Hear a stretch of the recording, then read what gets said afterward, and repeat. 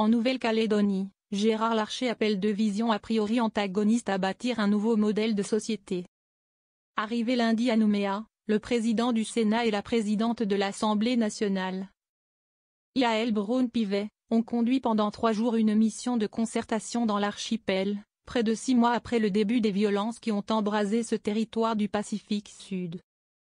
Au programme de cette visite, une série de déplacements dans les territoires et de nombreuses rencontres, notamment avec les représentants politiques locaux, le patronat et les syndicats. Il n'y a pas de fatalité à ce que deux légitimités qui ont des rêves différents aujourd'hui ne puissent pas se retrouver et reconstruire un rêve partagé, a martelé le président du Sénat dans un entretien accordé à Outre-mer la première. La confrontation brutale n'apporte aucune solution. Les événements d'une rare violence que je condamne et qui se sont déroulés depuis le mois de mai ont eu pour conséquence d'annihiler 30 années de développement économique et social.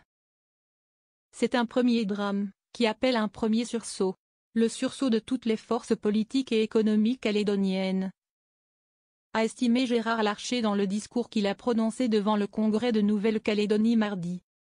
J'ai conscience des visions antagonistes qui vous animent, mais il me semble indispensable, au regard de la gravité de la situation, que vous puissiez les faire passer d'une confrontation stérile à une conjugaison vertueuse, a encore enjoint le président du Sénat.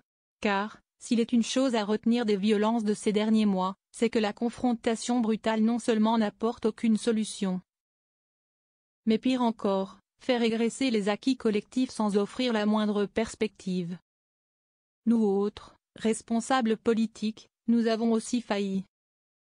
Les émeutes, qui ont fait 13 morts dont 2 gendarmes en Nouvelle-Calédonie, ont été déclenchées à la suite de l'adoption par l'Assemblée nationale d'une réforme constitutionnelle visant à élargir le corps électoral pour les élections provinciales, gelé depuis 2007.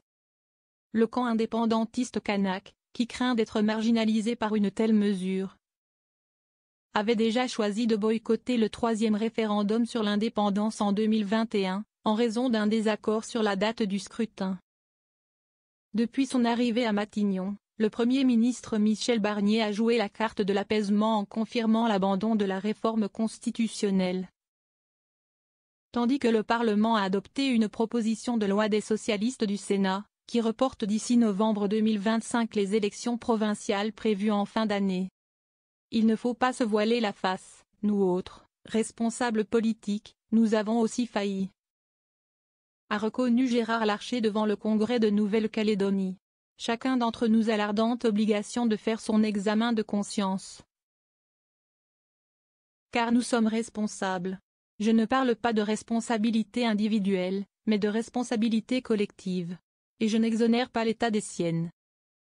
Mais il a aussi tenu à rappeler l'appartenance de la Nouvelle-Calédonie à la République. J'aime la Nouvelle-Calédonie et les Calédoniens. Vous faites partie de la République et vous n'êtes pas abandonnés, même si vous en avez eu l'impression, a-t-il déclaré.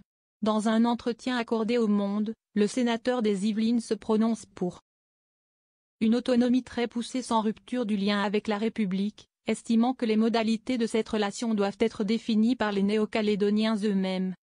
L'urgence économique. À la crise institutionnelle et politique se superpose désormais une grave crise économique. Le gouvernement local a estimé à 2,2 milliards la facture des émeutes. En outre, plus de 6 000 emplois ont été détruits, et 29% des salariés du privé sont désormais au chômage partiel.